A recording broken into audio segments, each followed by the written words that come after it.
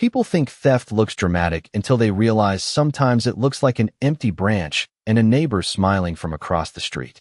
The first thing I noticed was the stem, not the missing fruit, not the footprints, just one clean green stem hanging where my peach should have been. It was 6:11 on a Saturday morning, and the air still had that cool California Valley softness before the sun starts making everything smell warm and dry. I stepped outside holding coffee in one hand and my garden basket in the other because Saturday harvest had become routine for me. Same path, same timing, same quiet. My father used to say fruit tastes better if you pick it before the neighborhood wakes up. He was probably making that up, but after 20 years of doing it, I never questioned it. I reached the peach tree and stopped. Empty branch. Then another. Then another. The lower rows were gone. My apricots too. Even the plums that were one day away from perfect had disappeared. I looked down. Grass flattened near the garden border. Not much. Just enough. Then I saw it. One peach on the ground. Half eaten. One bite missing. Somebody had taken the rest. That annoyed me more than the missing fruit. Not because of money. Because whoever did it did not even care enough to finish it. I stood there for maybe 30 seconds while birds made noise in the trees like nothing unusual had happened. My backyard was not huge. Quarter-acre lot. Raised beds. Fruit trees along the fence. Tomatoes. Herbs. Nothing fancy. But every tree had a story. I planted most of them with my father before he passed away. Every spring I trimmed them the same way he taught me. Every summer I checked leaves before checking weather. I never sold fruit. Never even counted it. Most years I gave baskets away. Neighbors. Friends. Delivery drivers. If somebody asked, I always said yes. That was the rule. Ask. So I set the basket down and walked back inside. Opened my security app. I had cameras because package theft happens and because I work in irrigation systems and enjoy overbuilding things. Backyard camera. Previous evening. Fast forward. Wind. Sprinklers. Empty yard. Then at 7:42 p.m. movement. A woman in white sneakers entered through the side access gate, carrying a canvas tote bag. She looked around once, walked directly to the peach tree like she had done this before, started picking.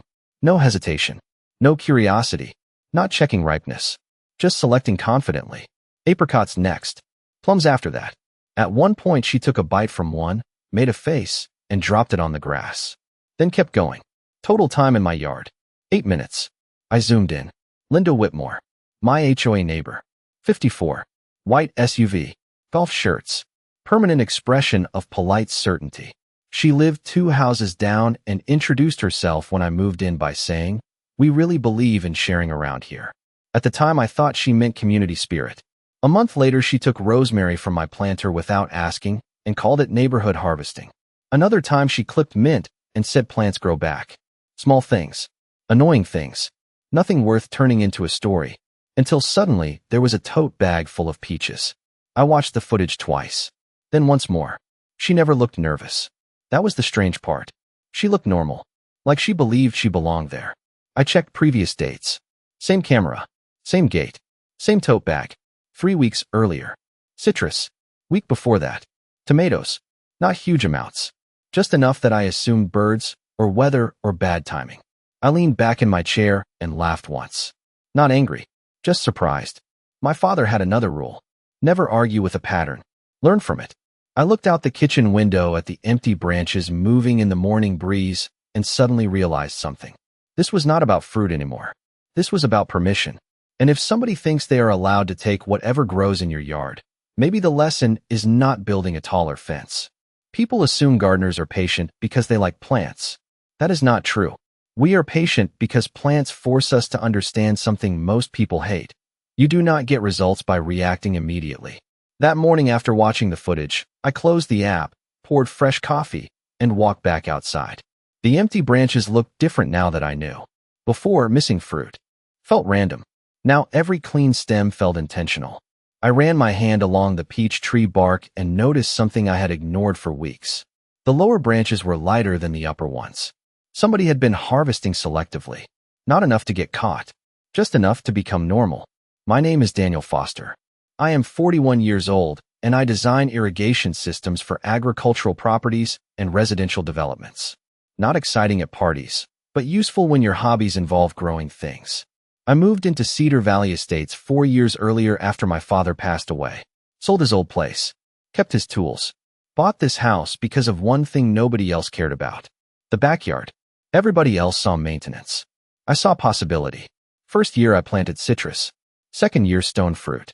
Third year I built raised beds and added drip irrigation. My father used to joke that fruit trees are like people. Ignore them and they survive. Pay attention and they surprise you. Every Saturday morning became routine. Coffee. Basket. Walk the rows. Check leaves. Harvest what was ready. Some mornings I gave fruit away before lunch. I like that part. My next door neighbors got apricots. Delivery drivers sometimes left with oranges. Kids on bikes got peaches. Nobody ever left empty-handed if they asked. That word mattered to me. Asked. I think that is why the camera footage bothered me more than the fruit itself. Linda knew me. She knew she could knock. She had before. Once she asked for lemons because her sister was visiting. Another time she wanted basil for dinner. I always said yes, which made the tote bag harder to understand. Around noon I saw her outside. White polo, wide brim hat, watering decorative flowers that probably received more attention than necessary. She noticed me and waved. Normal wave. Neighbor wave. I waved back and walked over because I wanted to hear the explanation before making assumptions. She smiled and said beautiful weather. I said it was. Then I asked if she had picked peaches recently. Not accusing, just asking. Her expression changed for maybe half a second. Then she smiled wider. Oh yes, those looked ready. I waited. She kept smiling. I asked if she meant from my yard. She laughed lightly and said, well, they would have gone bad otherwise. I thought she was joking. She was not. I asked if she knew I usually shared when people asked. She shrugged. Daniel, fruit trees are community energy. It is better when people enjoy them. Community energy. I stood there trying to decide whether that phrase existed before she invented it. I asked how long she had been taking fruit. She smiled like I had asked how long she had lived in the neighborhood. Oh, not much. Just whenever something looked ready. Then she added the sentence that changed everything. You always have so much. That was the moment. Not because of the fruit. Because suddenly I understood the logic. In her mind, abundance canceled ownership. If something looked plentiful and nobody stopped her, she interpreted access as permission. I nodded and said okay. She looked surprised. Probably expected discussion. Maybe expected me to defend myself. Instead, I smiled and walked away. Back inside, I opened the camera archive again. Not angry. Curious. I started checking dates. Patterns appeared. Saturdays. Early evenings. Canvas tote. Careful picking. Selective choices. No rushing. This was not impulse. This was routine. I leaned back and looked at my backyard through the window. Trees moving in warm afternoon wind. Empty branches waiting for next season. Then my eyes landed on the unused raised bed near the back fence. And for the first time all day, I stopped thinking about protecting fruit and started thinking about teaching boundaries. By Monday morning, I had a notebook. Not because I was preparing for war, just because patterns become easier to see when you stop treating them like accidents. I printed screenshots from the cameras and spread them across my workbench next to irrigation diagrams and seed catalogs. Same tote bag, same side gate, same confidence.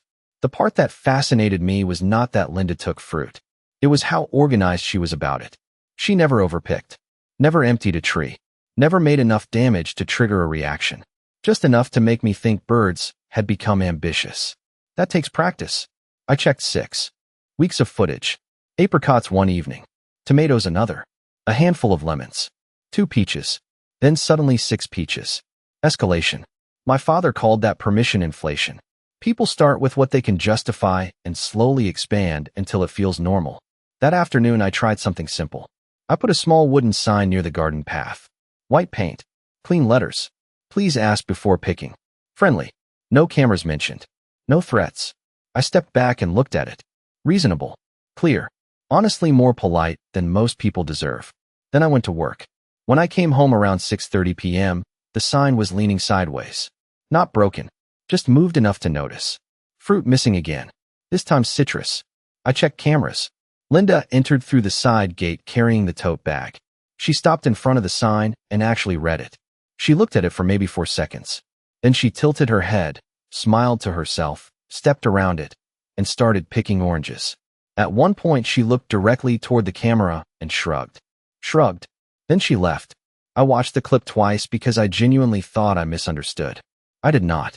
The next morning, I saw her outside arranging decorative pumpkins near her front porch. I walked over. She smiled immediately. I asked if she saw the sign. She said she did. I asked why she ignored it. She gave me a look usually reserved for explaining technology to grandparents. Daniel, signs are for strangers. Neighbors are different. I asked if neighbors usually enter backyards uninvited. She laughed and said, "You are being dramatic." Then she added something interesting. "Everybody takes a little from each other here." That sentence stayed with me. Everybody. Not I. Everybody. I asked if she asked other people before taking things. She looked confused by the question. Then she said something that explained the entire situation. People who share do not need permission. I nodded and thanked her for explaining. She looked disappointed. Again, no argument. No debate. She clearly expected resistance. I walked home thinking about how strange it is when people build identities around generosity, but only when somebody else pays for it. That evening I sat in the backyard while sprinklers clicked softly through the garden. Summer air. Smell of soil. Fruit trees moving in the breeze. My eyes drifted toward the empty raised bed along the fence. Last season I planned to plant herbs there. Never got around to it. I opened a seed catalog app and scrolled absent-mindedly. Tomatoes. Basil. Peppers. Then I stopped. Bright red rose. Decorative photos. Specialty varieties. My father grew peppers once. Not because he loved them. Because he said people respect labels more than fences. I looked at the catalog for a while and smiled. Not because I had a plan. Not yet. Just because suddenly I realized something important. I had been trying to stop fruit from disappearing. Wrong objective. Fruit was temporary. Habits were permanent. If somebody truly believes everything visible belongs to everybody, maybe the answer is not confrontation. Maybe the answer is letting confidence make decisions all by itself. I closed the catalog and looked at the empty raised bed one more time. Then I ordered seeds. The seeds arrived on a Wednesday in a plain brown envelope that looked far less interesting than the idea in my head. I set the package on the kitchen counter and stared at it while making coffee. There is something funny about gardening. Nobody questions what you plant. Build a 10-foot fence and people ask why. Put seeds in the ground and everybody calls it a hobby. I opened the envelope and poured them into my hand. Tiny. Dry. Completely ordinary. If somebody had shown them to me without context, I would have guessed flower seeds. I carried them outside to the empty raised bed near the back fence. Morning air smelled like damp soil and citrus leaves. Sprinklers clicked quietly. Fruit trees moved in the breeze like they had no idea they were about to become supporting characters. I worked slowly. Fresh soil. Compost mix. Irrigation line adjustment. My father always said the best gardens never look defensive. They look welcoming. So that is exactly what I did. I did not hide the bed. I cleaned it up. Added edging. Mulched evenly. Put decorative markers. Anybody looking over the fence would think I finally got serious. About landscaping. By Saturday, tiny green shoots appeared. 2 weeks later, the plants started growing fast. Bright leaves. Healthy color. Honestly beautiful. I kept tending the fruit trees exactly the same way. Nothing changed. Which turned out to be the important part. I was not replacing anything. I was adding something. During that time, Linda continued her routine. Camera footage became strangely predictable. Tote bag. Side gate. Selective harvesting. One afternoon, she actually stopped near the new raised bed and looked at it for a while before moving on to peaches. Interesting. Curiosity had entered the chat. The next Saturday, I was watering when she appeared at the fence. White visor. Sunglasses. Friendly smile. She pointed at the raised bed and asked what I was growing. I smiled and said peppers. She nodded approvingly. Oh good. Decorative gardens make everything feel more welcoming. Decorative. I said maybe. She asked if they were edible. I said technically. She laughed and said she loved fresh produce. I nodded and changed the subject. No lying. No invitation. Just conversation. Over the next few weeks, the plants matured. Small green peppers appeared first. Then color started changing. Bright red. Glossy. They looked almost cheerful. I added simple plant markers because I label everything. Variety names. Water schedule. Nothing dramatic. Clean handwriting. Easy to read.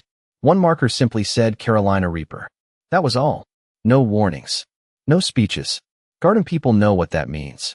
Most normal people either ignore labels or assume it is branding. I continued giving away fruit to neighbors. Kids still got peaches. Frank across the street got apricots. Delivery drivers left with oranges. Same routine. If anything, I became more generous. That part mattered to me. This was never about becoming territorial. One afternoon while trimming branches, my neighbor Rebecca stopped by and asked if she could take lemons. I handed her a basket and said of course. Linda happened to be outside and watched the whole interaction. Rebecca thanked me 3 times and left smiling. I noticed Linda watching longer than usual. That evening camera footage showed her entering. Again, tote bag, same path. But this time she paused at the raised bed. She crouched down, looked at the labels, touched one pepper gently, then stood up and walked away without taking anything. That made me smile. Not because of the peppers, because for the first time she looked uncertain. Days passed. Fruit picking continued. But now every visit included a stop at the red plants. Looking, thinking. One afternoon I was working in the front yard when she walked over casually and asked if the peppers were ready. I said some of them were. She smiled and said they looked sweet. I smiled back and said appearance can be misleading. She laughed politely and walked away. That night while cleaning tools, I thought about something my father once told me after somebody stole tomatoes from his garden. He said you cannot explain respect to people who only understand access. Sometimes you just leave information where they can see it and let confidence do the rest. I looked out the window at the red peppers glowing softly in the evening light and realized the lesson had finally entered the room. The strange thing about waiting is that eventually people start telling you the truth without realizing it. 2 weeks passed, and nothing dramatic happened. That almost disappointed me. The peppers kept growing. The fruit trees kept producing. Linda kept harvesting things she had not asked for. Life stayed ordinary. Then one Thursday evening I came home and noticed something different immediately. The side gate was slightly open. Not unusual anymore. But the camera alert showed longer activity than normal.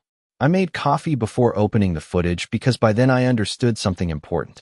If I watched while annoyed, I would miss details. The video started at 6:47 p.m. Linda entered carrying the tote bag. Same routine. She picked peaches first, then oranges.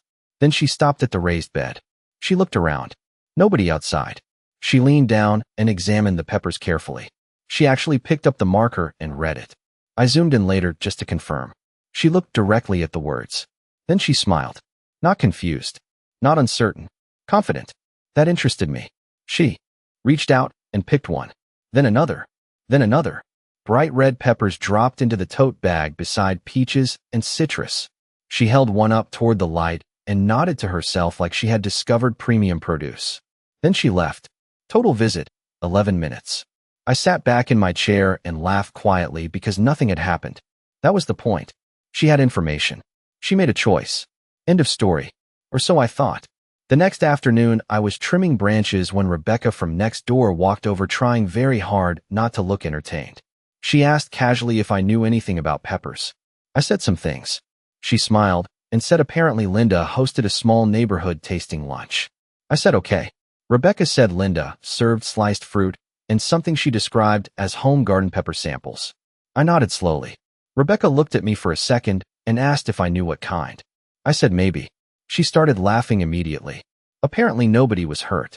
Nobody needed anything. Nobody panicked. But according to Rebecca, the lunch changed directions very quickly after somebody enthusiastically tried a pepper expecting sweet garden produce. There had been surprise. Water. Bread. A lot of discussion about labels. Rebecca wiped tears from laughing and said the funniest part was not the peppers.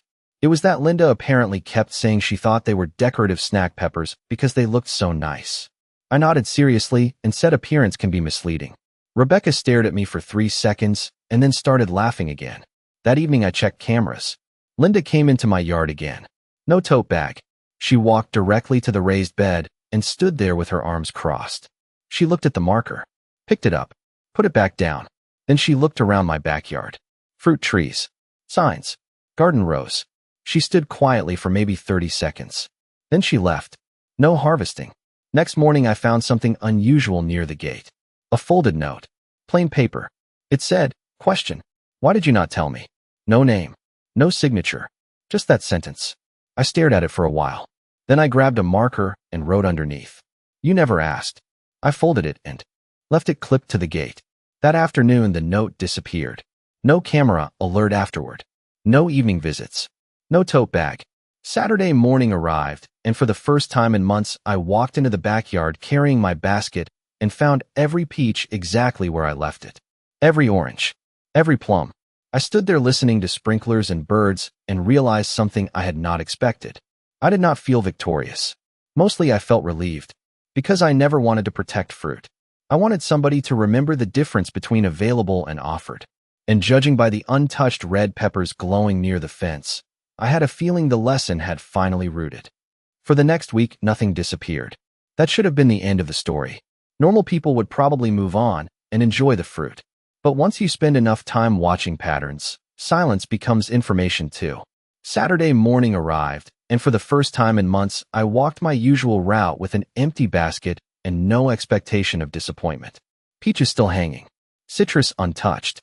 Tomatoes exactly where they should be. Even the lower branches looked full. I stood there longer than necessary because I realized I had gotten used to loss in small amounts. That bothered me more than anything else. You can adapt to almost anything if it happens slowly enough.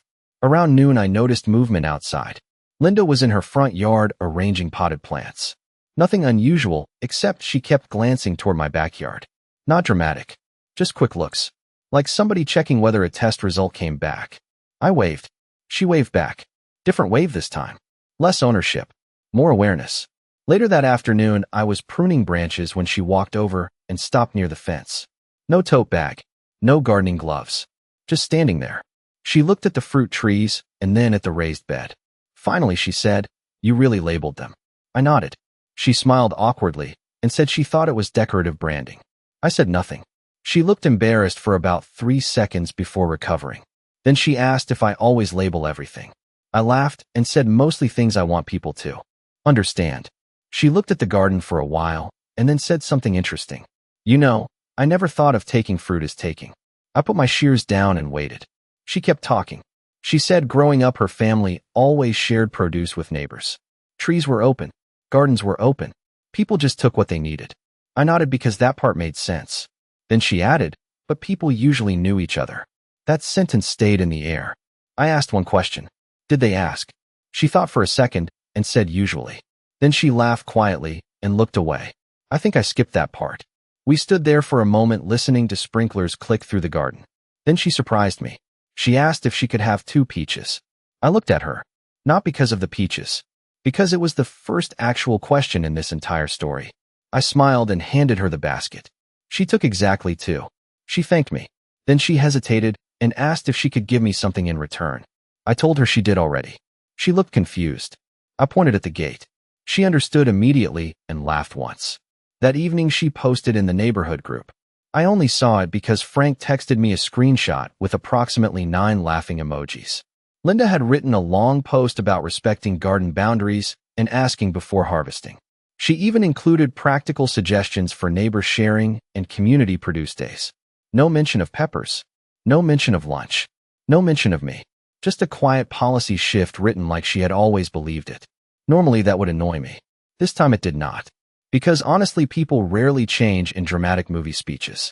Most people rewrite themselves and hope nobody notices. The surprising part came in the comments. Neighbors started sharing stories. One family said they always felt uncomfortable taking things, even when invited. Another said they never realized gardeners tracked harvest cycles. Someone suggested a neighborhood harvest exchange. Frank commented, "Revolutionary concept. Ask first." Most liked comment of the week. A few days later, I found something hanging on my side gate. Small handwritten sign on painted wood. Take what is offered. Ask for the rest. No note attached. No signature. I looked across the street. Linda was watering flowers and pretending not to look over. I nodded once. She nodded back. Then I walked into the backyard, looked at the fruit trees and the untouched red peppers, and realized my father had been right again. Fences do not teach respect. Boundaries do. And sometimes all boundaries need is a label and enough time for people to read it. The funny thing about a solved problem is that people immediately start pretending it was obvious all along. About 3 weeks after the peppers became neighborhood mythology, Cedar Valley felt different in small ways that only make sense if you live somewhere long enough. More people knocked. More people asked. Nobody treated my backyard like a free produce section anymore. At first I thought it would fade. It did not. Instead, the idea spread. One Saturday morning, I walked outside with coffee and found a basket sitting near my gate. Inside were 6 zucchini and a handwritten note from Rebecca that said trade accepted if peaches available. I laughed because somehow we had accidentally invented agriculture. I put peaches in the basket and left it back. By noon, the exchange became a thing. Frank left tomatoes. Someone else left lemons. Nobody organized it. Nobody made rules. People just started asking and trading, which honestly felt more neighborly than whatever community energy was supposed to mean. Linda stayed quieter than usual. Not hiding, just different. She still kept her flowers perfect. Still wore white sneakers. Still watered decorative plants with suspicious dedication. But she stopped offering opinions about sharing. Then one evening I saw her standing outside my fence looking at the fruit trees. I walked over and asked if she needed something. She smiled awkwardly and said she had a question. She asked how I always knew when fruit was ready. I invited her in through the gate. Actual gate. Actual permission. We walked through the rows slowly. I showed her color changes, stem softness, leaf signs, how peaches smell before they look ready. She listened more seriously than I expected. Then she stopped near the pepper bed and laughed. She pointed at the plant marker and said she still cannot believe she read that and thought decorative. I smiled and said confidence is persuasive. She nodded and said something that surprised me. I think I like believing nobody minded because then I never had to ask. We stood there for a second. That sentence was more honest than anything else she had said. Then she told me something I did not know. Growing up, her mother kept a huge backyard garden and neighbors came in constantly. Nobody asked because everyone already had permission. After her mother passed away, she kept doing the same thing everywhere without realizing relationships do not transfer automatically. That did not excuse anything. But suddenly I understood something. She was not trying to take. She was trying to recreate a feeling and skipping the part where people agree to it. That evening she asked if she could pick one peach. I handed her the basket and said take 3. She picked exactly 3. Then she stopped and asked if she could take one pepper too. I looked at her and laughed. She laughed too and said absolutely not. We both knew the joke. A week later a notice appeared on the HOA board. Community Harvest Saturday. Bring extras. Ask first. Trade freely. No harvesting from private yards without invitation. Nobody admitted where the idea came from. Frank claimed history would remember him as founder. Nobody believed him. The first event had folding tables, fruit baskets, coffee, and approximately 12 conversations about peppers. Nobody mentioned names, but somehow everyone knew. Kids traded oranges for cookies. People swapped tomatoes. Someone brought herbs. Linda arrived carrying homemade peach jam in labeled jars. She walked over and handed me one. The label said permission makes things sweeter. I stared at it for a second and started laughing. She shrugged and said she had time to think. I put the jar in my basket and looked around at neighbors trading things they could have taken and realized something I had not expected. The best part was not that people stopped crossing boundaries. The best part was they started treating asking like connection instead of inconvenience. My father would have liked that. He always said fruit trees are strange. They grow better when shared, just not when assumed. By late summer, the trees started changing color, and the neighborhood started acting like the whole thing had always been normal. That is how communities work when they improve. Nobody wants to remember the awkward version of themselves. The Saturday harvest table became routine. Somebody brought folding chairs. Somebody else started bringing coffee. Frank printed a sign that said produce exchange and acted like he had invented civilization. Nobody corrected him because honestly, every neighborhood needs one volunteer historian. I kept doing what I always did. Watering, pruning, harvesting. But one thing had changed in a way I did not notice at first. My side gate stayed closed. Not locked, just respected. One afternoon, I was working near the citrus trees when I heard someone at the gate. Not opening it. Knocking. I looked up and almost laughed because the sound felt unfamiliar. Linda stood outside holding an empty basket. She smiled and said, I brought permission. I walked over and opened the gate. She held up the basket and asked if I had extra peaches. I said yes. Then she asked if she could come in. Simple question. Strange how much difference 4 words can make. We walked through the garden and she asked actual gardening questions. Water timing, soil temperature, pruning seasons. At one point she stopped near the pepper bed and said she never realized how much work happened before fruit appeared. I nodded. That part matters. People only see abundance. They rarely see maintenance. She thought about that for a second and then asked if that was why taking fruit bothered me. Not because of quantity, because of effort. I told her partly, but mostly because asking means recognizing somebody else exists in the process. She nodded quietly. Then she surprised me again. She said she had been thinking about why she kept doing it. She realized she liked feeling included without risking rejection. If she asked and somebody said no, she would feel uncomfortable. Taking quietly let her imagine permission. That sentence sat in my head for the rest of the day because honestly, it explained more than gardens. Before she left, she asked if she could take one red pepper home. I looked at her and raised an eyebrow. She laughed immediately and said not for eating, for remembering. So I picked one, handed it over, and she carried it away like a tiny red trophy. A few days later, the HOA newsletter came out. Usually I ignored those because they tend to contain urgent updates about mailbox paint. This one had a new section called Neighbor Traditions. There was a photo of the harvest table. No names, just baskets and fruit. Underneath was one sentence. Communities work better when generosity stays voluntary. I stared at that line longer than necessary. Then something unexpected happened. A family 3 houses over started a free herb stand. Another neighbor opened weekend flower picking for kids. Somebody painted signs. Ask first became kind of a running joke. One evening I came home and found a small wooden box outside my gate. Inside was homemade jam, a handwritten garden journal, and one folded note. It said, "I think I confused access with belonging. Thank you for not embarrassing me when you could have." No signature. None needed. I put the note in my workshop drawer next to old seed packets and my father's garden sketches. A few days later, while harvesting oranges, I realized something strange. I had stopped checking cameras. Not because I forgot, because I trusted again. That felt bigger than the fruit, bigger than the peppers, bigger than being right. My father used to say, every garden teaches the person growing it something different. Some teach patience, some teach timing. This one taught me that people do not always need fences. Sometimes they just need one moment where confidence meets consequence and nobody gets humiliated in the process. I looked around the backyard that evening. Full trees, open gate, quiet air.